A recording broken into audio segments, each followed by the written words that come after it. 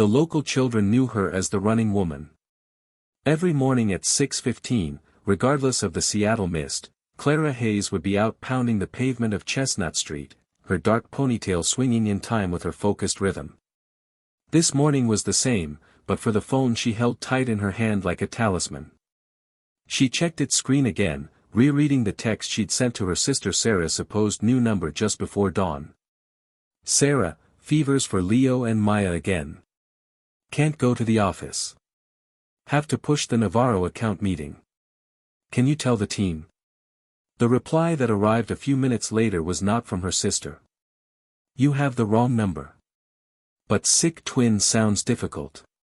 Is there anything I can do? Clara had sent a mortified apology before shoving the device into her purse. It was just one more frantic element in another grueling day.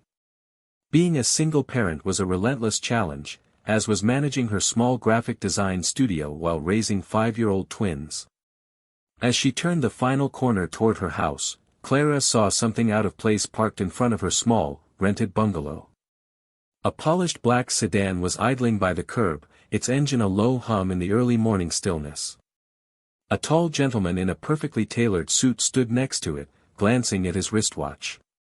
Clara's pace slowed to a walk, and then she stopped completely. The neighborhood kids on their bikes had paused to gawk.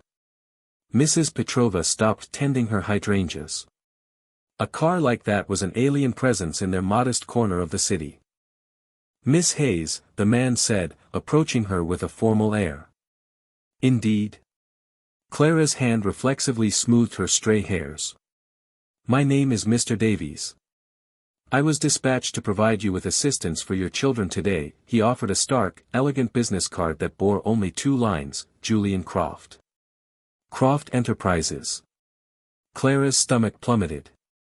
There must be some mistake. I have no idea who Julian Croft is. Mr. Davies's face remained placid. Mr. Croft received your text message this morning concerning your twins. He requested I bring you and your children to his estate. He said, specifically, we must discuss the twins. The ground seemed to fall away beneath her feet. Julian Croft. The Julian Croft, the notoriously private tycoon whose profile occasionally appeared in financial journals. The genius who had built a modest software firm into a global powerhouse. This is ridiculous, Clara said, taking a step back. I sent a text to a wrong number.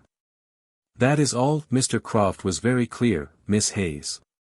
He seldom involves himself in personal matters, but he gave me your twins' names, Leo and Maya. Clara went cold. She had not included their names in her text. Mr. Davies went on, he also mentioned Leo's allergy to amoxicillin and that Maya's favorite stuffed bear is missing its left ear. A chill traced a path down her spine. The details were shockingly accurate. Who are you? How do you know these things about my children? Mr. Davies's professional mask softened a degree. Miss Hayes, I appreciate your alarm. I have been in Mr. Croft's employ for over a decade. He is a profoundly private individual, but I can assure you his intentions are not malicious. He simply felt the coincidence was too great to let pass. What coincidence? That is not my place to say. Mr. Croft has a pediatrician waiting at his home for the twins. He is also aware you intended to miss work and has already reached out to your office. Clara's mind reeled. You called my studio? Mr. Croft did. He spoke with Sarah and informed her you were handling a personal matter. He also rescheduled the Navarro meeting for next Wednesday. The mention of her sister and a key client by name sent another wave of shock through her. How could this billionaire she'd never met be so informed about her life? I am not getting in that car with my kids, Clara stated, her voice shaking despite her firm tone. Mr. Davies gave a slight nod. I understand. Mr. Croft foresaw your hesitation. He presented her with a sealed envelope. He instructed me to give you this in the event you refused. Clara's trembling fingers tore it open. The note inside was written on thick, cream-colored stationery in a strong, deliberate hand. Asterisk Clara, I understand your caution. The world is not always a safe place for a single mother. 6 years ago, I made a donation to a fertility clinic in Seattle. This morning's text was not a coincidence. Their birth dates align. We should talk. If you'd rather, I will come to you. Julian Croft Star. Clara stumbled back, her mind flashing to the clinic, the anonymous donor number she had picked, and the eventual birth of her children. She had never considered learning the donor's name, had never felt the need. She had built her life without him. Miss Hayes, are you okay? Mr. Davies asked, stepping closer. I need to see my children, she breathed. Of course. I will wait. Clara rushed inside, her thoughts a chaotic storm. Her babysitter, Mrs. Gable, glanced up from the couch where she was reading to the twins, both of whom had fever-flushed cheeks. Mommy, they cried together, their faces lighting up despite their sickness. There's a fancy car outside, Maya announced. With a chauffeur. Leo added. Clara knelt by them, studying their faces as if for the first time. Leo's sharp, intelligent gaze, Maya's determined chin, features she had never been able to place but had always felt were unique. How are you two feeling, my darlings? She asked, her hand on their foreheads. Hot, said Leo. Bleck, said Maya. Mrs. Gable showed her the thermometer. 1014 for both. No change. Clara's phone vibrated. A new message from the unknown number. Asterisk, your children require a doctor. I have one of Seattle's finest on standby. No obligations. Just help for them. Please. Asterisk. Clara looked at her children, then at the small house she struggled to keep, at the stack of medical copays on her desk from their last bout of sickness. She considered the lost income from the day, the clients she couldn't afford to disappoint, the fragile financial line she walked daily. Then she looked out the window at the black sedan, still waiting patiently. Mrs. Gable, could you help me get them dressed? We're going to see a doctor. 20 minutes later, Clara was sitting stiffly in the car's luxurious leather interior, a twin nestled on each side, both mesmerized by the opulent surroundings. As the vehicle pulled away from the curb, she knew she had just made a choice that would forever alter the course of all their lives. The car merged onto the freeway, making its way toward the exclusive waterfront enclave of Medina where Seattle's elite resided, toward a man who claimed a fundamental connection to her children, and toward answers she had never even known she needed. The sedan glided through the steep, winding roads of Medina, where each turn showcased another spectacular mansion secured behind imposing gates. Clara kept her twins close, their feverish warmth seeping into her sides. Maya hugged her earless bear, which she called Barnaby, while Leo gazed out the tinted window, his illness momentarily forgotten by the parade of opulent homes. Do kings live here, Mommy? Maya asked in a hushed voice. No, sweetie. Just people with a lot of resources, Clara replied, fighting to keep her voice even as a tempest of emotions brewed inside her. Mr. Davies met her gaze in the rearview mirror.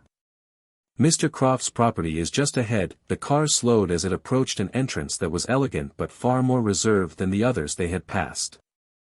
A simple, carved stone marker read, Stonehaven. The gates swung open noiselessly, revealing a long drive bordered by old-growth cedar trees that must have stood long before the city grew around them. Clara had braced herself for a cold, modern architectural statement or a faux European castle. Instead, the house that came into view was a magnificent Pacific Northwest lodge crafted from warm timber and river rock, designed to be part of the hillside itself. It's like a giant cabin, Leo noted, his usual excitement muted by his fever. Mr. Davies stopped under a wide, covered entrance. Mr. Croft designed it himself. He values his privacy and a sense of harmony with the surroundings. Clara almost scoffed at the idea of harmony being applied to a home that must have cost tens of millions, but her anxiety kept the sound lodged in her throat. The heavy main door swung open before they could reach it, opened by a woman in her 60s with a neat silver bob and gentle eyes. I'm Eleanor, the housekeeper. Welcome. The doctor is in the solarium. Clara paused on the doorstep, the gravity of her decision suddenly hitting her with full force. She was walking into the home of a stranger, a powerful one who asserted a biological link to her children. Her every protective instinct was on high alert, but the twins needed care, and something in that handwritten note had felt genuine. Eleanor seemed to read her mind. "It's all right, dear. I've worked for Julian for 20 years. He's a complicated man, but a good one. The little ones will be looked after here." The inside of the house was unexpectedly comfortable and warm. Soaring ceilings with exposed wooden beams, walls filled with books, and plush furniture that looked lived in. There was no cold marble or stark, sterile design, only a sense of thoughtful luxury meant for actual living. A well-dressed man with salt and pepper hair stood up from a chair as they were shown into a bright room with a view of a serene Zen garden. "Miss Hayes, I'm Dr. Alastair Finch. Let's have a look at these 2-inch." The doctor's checkup was both comprehensive and kind. He examined the twins' ears, throats, and lungs, addressing them directly and with respect instead of speaking around them to Clara. "A textbook case of tonsillitis," he determined. "I have antibiotics, but I'm aware of Leo's allergy to amoxicillin." "Yes," Clara confirmed, once again unnerved by how much this household knew about her family. "I've brought several alternatives," Dr. Finch assured her, reaching into his bag. "These will have their fevers down soon.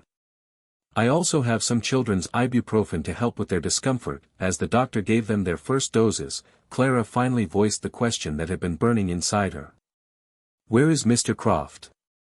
Eleanor shared a look with the doctor. "He is in his study. He felt you might want a moment to get settled before you met." "I want to see him now," Clara stated, her voice stronger than she felt. "The doctor can stay with the twins for a moment." "Of course," Dr. Finch agreed. "I was about to suggest they rest on this sofa. Eleanor has some books and quiet games ready." Maya looked up at Clara, her eyes shining with fever. "Can we stay here for a bit, Mommy? I'm so sick of being sick in our house." The innocent remark was a small sting, a reminder of the confines of their life in the little rental with its mismatched furniture and the perpetually dripping faucet. Here, surrounded by quiet elegance, even being ill felt like an improvement.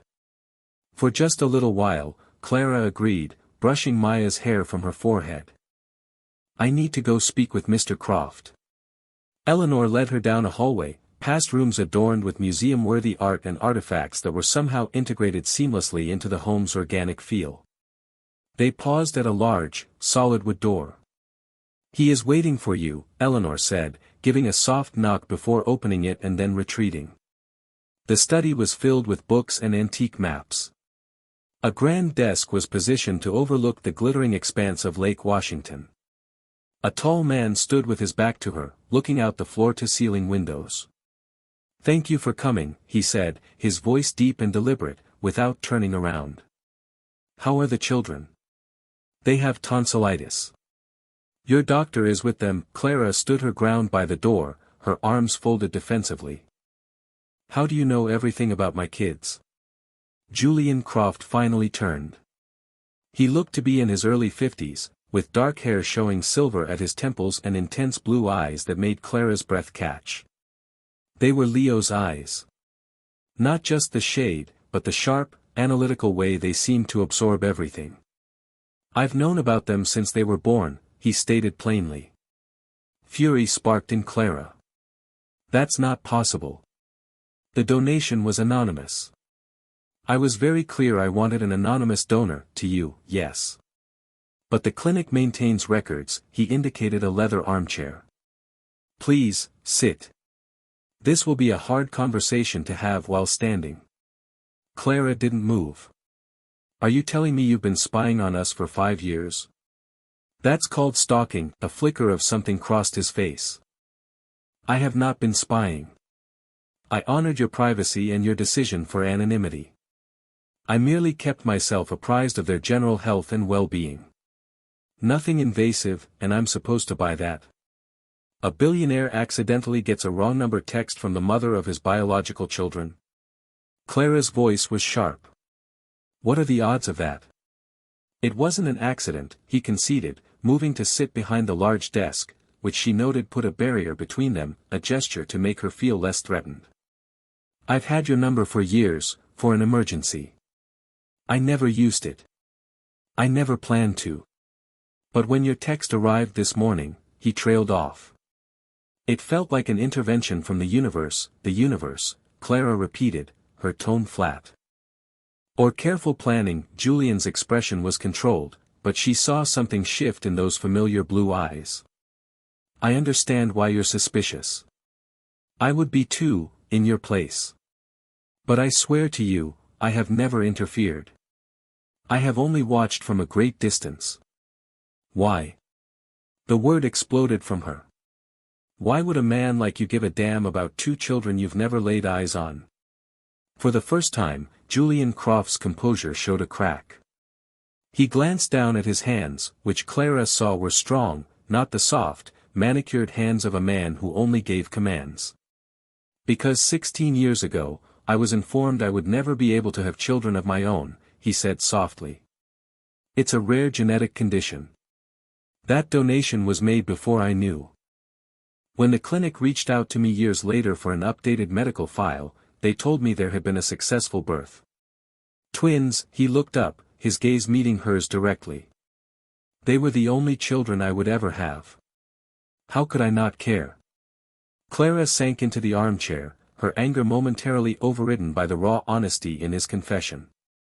The powerful, commanding man before her suddenly looked achingly vulnerable. 5 years, she murmured.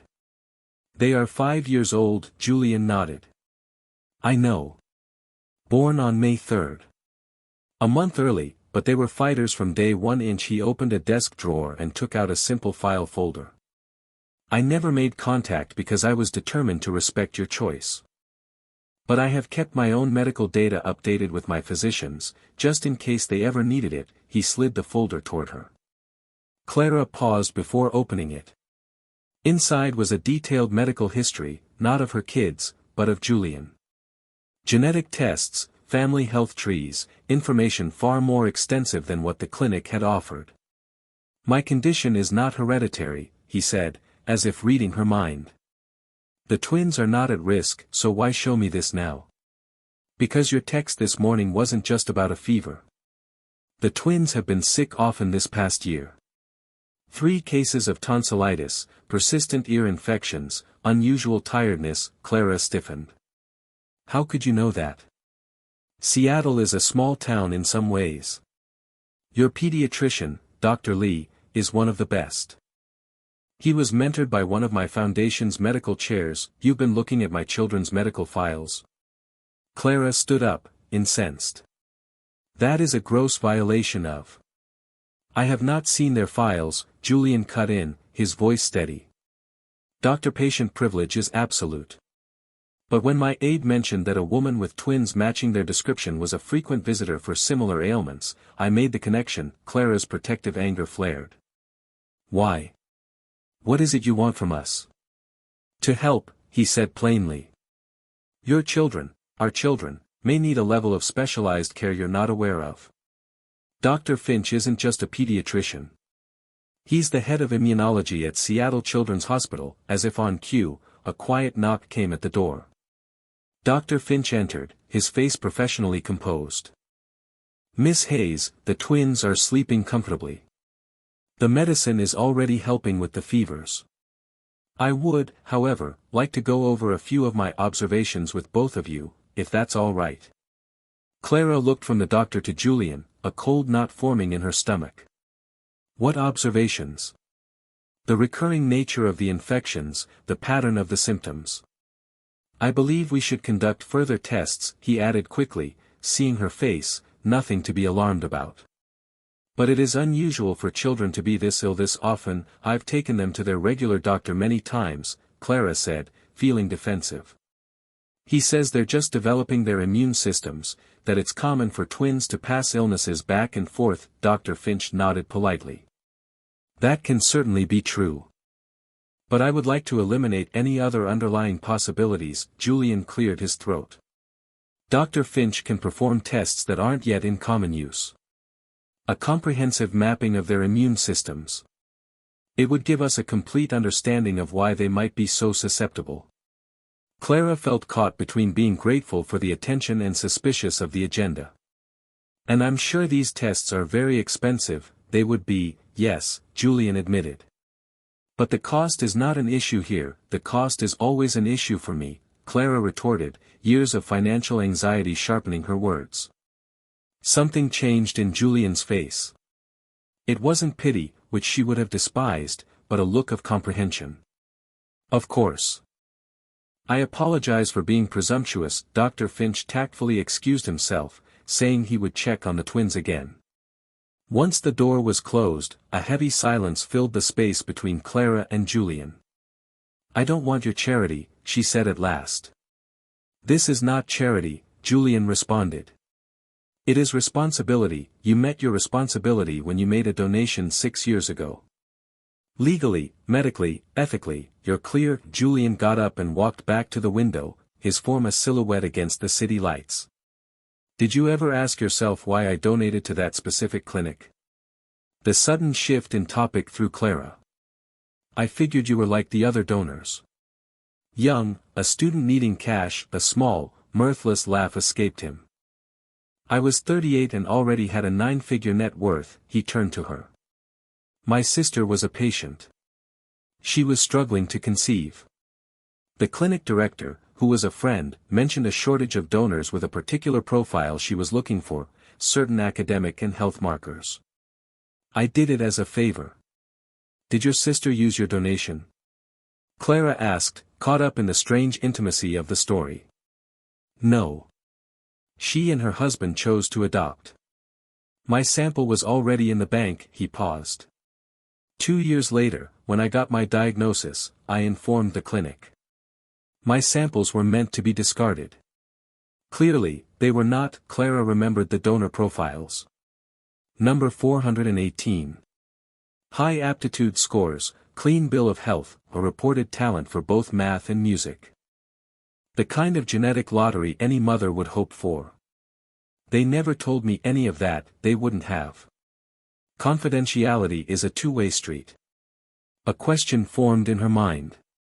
If you're being honest about respecting my privacy for all this time, why did you answer my text? Why not just delete it? Julian's calm exterior finally faltered. Because for 5 years, I have watched from an incredible distance as 2 children who carry my DNA have grown into amazing little human beings. Because when a text arrives out of the blue saying they are sick yet again, from a phone number I possessed but never touched, it feels like the universe is giving me a final opportunity. His voice dropped. And because 6 months ago, my doctors gave me a timeline that I am still trying to accept. The meaning of his words hung in the air. Clara felt the room spin. You're sick, the same condition that prevents me from having more children. It's progressive, he said with a clinical coolness. I have managed it for years. But lately, it has become more aggressive. Are you dying? The blunt words were out before she could stop them. We all are. Eventually, his attempt at humor was hollow. But yes. Sooner than I had planned. I have contingencies for my companies, my foundation, for everything, but not for children you never thought you'd know, Clara finished for him. Precisely. A deep silence settled in the study, punctuated by the faint sound of children's laughter from another part of the house. The twins, feeling the effects of the medicine, were evidently entertaining someone. Julian's expression transformed, softening as he heard them. They sound happy, they are resilient, Clara said, a surge of maternal pride warming her despite the heavy atmosphere. They haven't had a lot, but they find joy in everything, like their mother, Julian remarked quietly. Clara was not ready for the personal observation. Before she could think of a reply, Eleanor appeared at the door. I'm sorry to interrupt, but the little ones are asking for you, and they have made a new friend. Julian's eyebrows lifted. My nephew is here. He arrived about 10 minutes ago. He is currently receiving a lecture from your daughter about the correct etiquette for a teddy bear's picnic. The words, your daughter, landed with startling reality, making the abstract suddenly concrete. Julian looked at Clara, a question in his eyes. I should go to them, she said, getting up. Of course, Julian nodded. But Clara, he said, using her first name, which she realized was a first. Before you do, I want you to know, meeting them, acknowledging them, this was never part of my plan.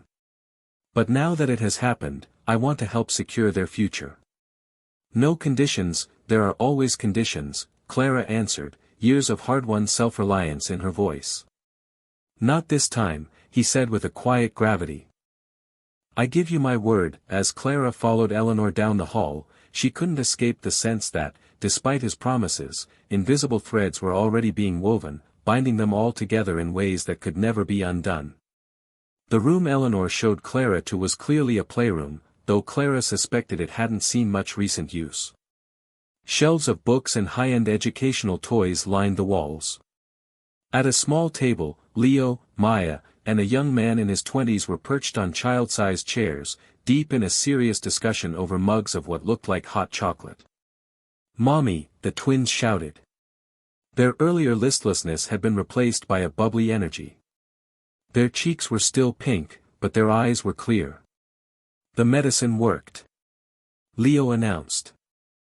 And Liam knows how to make growling sounds for Barnaby, Maya added, holding up her bear. The young man stood, untangling his long legs from the tiny chair with a good-humored grace. He had Julian's chin, but his eyes were warmer. "Liam Croft," he said. "Your kids are amazing. Maya has informed me my bear growl is subpar, and Leo has already reorganized the apps on my phone for better efficiency." Clara couldn't help but smile. Her children had a way of taking command of any situation. "I see they've put you to work. I wonder who they get that from," Liam said with a sly glance that uncomfortably echoed his uncle's. Eleanor cleared her throat softly. "Liam, your uncle would like to speak with you in his study." An entire conversation passed between them in that silent look. Liam nodded, then turned back to the twins with mock solemnity. "I am being called to the Great Hall. Will you be here when I get back so I can practice my growling?" "If Mommy says we can," Maya replied, her gaze pleading with Clara, a look that was always hard to deny. After Liam departed, Clara knelt down. "How are you two really feeling?" "Better," Leo said, before whispering conspiratorially, "this house has a movie room. Liam said he'd show us, and a garden with a pond and real fish." Maya chimed in. Clara felt a familiar ache. The things that were commonplace for these people were wonders to her own children. "We need to start thinking about going home. Mrs. Gable will be waiting." Eleanor, who was setting out art supplies, spoke without turning. "Mrs. Gable has been told you might stay for dinner. We've also prepared the guest rooms, in case you'd like the children to rest properly before the drive." The assumption chafed at Clara, but she couldn't ignore that the twins looked peaceful, and their fevers were clearly down. "We'll see," she said, leaving her options open. In Julian's study, a very different talk was taking place. Liam paced in front of his uncle's desk, raking a hand through his hair. "You can't just drop this on them," he argued. "On us. The board convenes in 3 days, the succession strategy remains as it was," Julian stated coolly. "Nothing is different, nothing is different. Uncle Julian, there are 2 children in the playroom who carry your blood. Children you've known about for 5 years and told no one, not even me. That feels like a rather large difference." Julian's face was a mask. "The twins' existence does not alter the corporate transition. You are still my heir, yes, but they are your children," Liam insisted. "Doesn't that make them? They have a mother who has raised them brilliantly without a shred of help from me," Julian said sharply. "My only aim is to give them medical care and financial stability, not to burden them with boardroom politics they never chose." Liam stopped his pacing, looking at his uncle with a new insight. "This isn't about Croft Enterprises at all, is it? This is personal." For the first time, Julian's composure faltered. "They are 5 years old, Liam. They are bright, and strong, and full of life, and I have maybe 2 years left if I'm lucky." The stark words hung between them. Liam, who had lost his parents in a boating accident as a boy and been raised by his uncle, knew how tightly Julian guarded his emotions. This raw admission was profound. What about their mother? Liam asked softly. She seems like she's not easily pushed around. A hint of a smile touched Julian's mouth. She is. Clara Hayes built her own business from scratch while raising twins by herself. She has never looked for the easy way out, which means she will not just accept my help. Quite the predicament, indeed. Back in the playroom, Clara watched her children with a tangle of emotions. They had acclimated to the lavish setting with the effortless grace of childhood and were now deeply focused on an art project Eleanor had supplied. The housekeeper moved around them with a gentle efficiency, anticipating their every need. "You're very good with children," Clara noted. Eleanor smiled, a touch of melancholy in her expression. "I raised Mr. Croft's nephew after his parents passed. And before that, I helped care for Julian when he was a boy. The men in this family have seen too much loss." "What happened to Julian's parents?" Clara asked. "His mother passed away from cancer when he was 12. His father buried himself in his work, leaving Julian mostly to me." Eleanor handed Maya a clean cup of water. "Julian was a brilliant, lonely child. Always inventing things, solving puzzles. By 16, he was coding the software in his bedroom that would become the cornerstone of Croft Enterprises." The image Eleanor painted clashed with the calculating billionaire Clara had braced herself for. Before she could process it, Dr. Finch was at the door. "Miss Hayes, may I have a moment? The initial blood work is back." Clara's heart skipped. "Is there a problem?" "Nothing critical," he said, "but I'd like to review the results with you in private." In a quiet sitting room, Dr. Finch explained that while the twins' tonsillitis was responding to the medicine, their blood panels revealed specific immune markers that suggested further study. "Nothing life-threatening," he stressed, "but it could be key to their long-term wellness. I'd like to schedule a full workup at the hospital for tomorrow." "What kind of workup?" Clara asked, her mind immediately jumping to practicalities. "My insurance might not approve specialized testing." "Mr. Croft has taken care of everything," Dr. Finch said gently. "There will be no need for insurance." Clara felt that familiar surge of stubborn independence. "I can't let him do that, Miss Hayes," the doctor said, leaning forward earnestly. "These tests could tell us why your children are so frequently sick.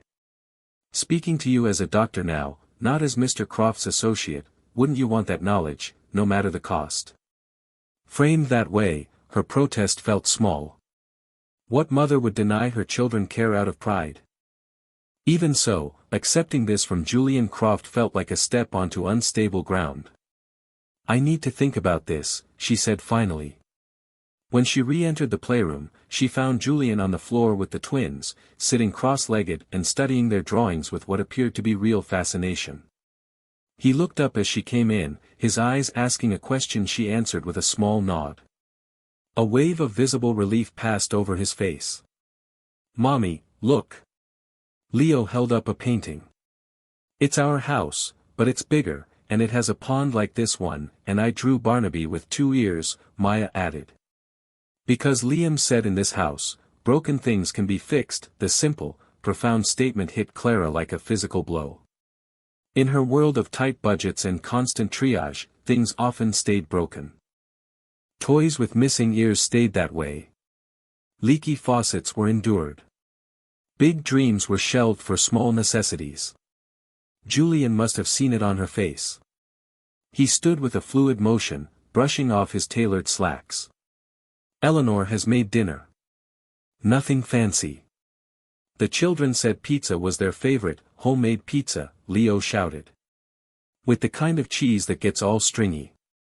Over dinner in a surprisingly homey kitchen breakfast nook, Clara observed as her children talked animatedly with Julian and Liam, telling them about their school, their friends, and their world with the charming honesty of 5-year-olds. Julian was an attentive listener, asking insightful questions that showed he was truly engaged. Later, with the twins asleep on a massive sofa, their energy finally spent, Julian led Clara out to a terrace that overlooked the glittering Seattle skyline. "They are remarkable," he said softly. "You have done an incredible job with them." "They make it easy," Clara answered, stating a simple truth. They're good kids, even at 5. I would like to create a trust for them, Julian said, his tone measured and neutral. For their education, their healthcare, for things you might not be able to give them. Clara's body tensed. I've done just fine for 5 years without your money. You've done more than fine, he said, his voice holding only respect. This isn't about charity, and it isn't about replacing you. I am offering this because it is what a father should do. Provide for his children. The word father hung in the air between them, heavy with meaning neither had dared to touch. You are not their father, Clara said, her voice softer than she intended. You are their biological donor. There's a distinction, I know that, Julian said, turning to her. And I am not asking to be their father. I don't expect to step into a role I haven't earned with children who don't know me. But I would like the chance to know them, in whatever way you are comfortable with. And no matter what you decide, I want to be sure they have every possible advantage in life. In the silence that followed, Clara thought about her children's futures. The education she dreamed of for them, the opportunities she wanted them to have, and the constant fear of what might happen if she got sick or her business failed. She thought about their recurring health problems and the answers the tests might provide. If, she said at last, and this is a very big if, I agree to let you set up some kind of fund, there will be rules. And my role as their mother does not change. I make all the decisions about their lives. Absolutely, Julian agreed instantly. And any relationship you build with them has to be real. You can't just vanish when it gets hard, or when your health declines. A shadow crossed his features. I can promise to be here for as long as I am able. For after, he gestured toward the house, where Liam could be seen through a window, placing a blanket over the sleeping twins. My nephew has been more like a son to me. He knows what family means. Clara followed his gaze. In a single afternoon, Liam had proven himself to be kind, patient, and utterly smitten with her children. Another unforeseen connection in this bizarre new world. We will start with the medical tests, she decided. One thing at a time, Julian nodded, honoring her caution. One thing at a time. As they stood together overlooking the city, the initial, fragile outline of a strange new family began to form between them. Not the family either of them had ever imagined, but one born of a mistake, a choice, and the undeniable bond of shared DNA. In the ensuing months, Leo and Maya's health flourished after their underlying immune disorder was identified and properly managed. Julian became a quiet, consistent part of their world, always careful not to cross Clara's lines. The trust he created guaranteed they would have every educational and medical advantage. And 18 months later, when Julian's illness progressed more quickly than anyone had hoped, it was Clara who arranged for the twins to visit him in the hospital, their boisterous stories and laughter filling his room with light. It was Clara who explained to them with tender honesty the complicated truth of their bond with this man who had become their friend. And it was Clara who stood next to Liam at the small, private memorial, their improbable friendship solidified by a shared love for 2 extraordinary children and a deep respect for the brilliant, complicated man who had brought them all together.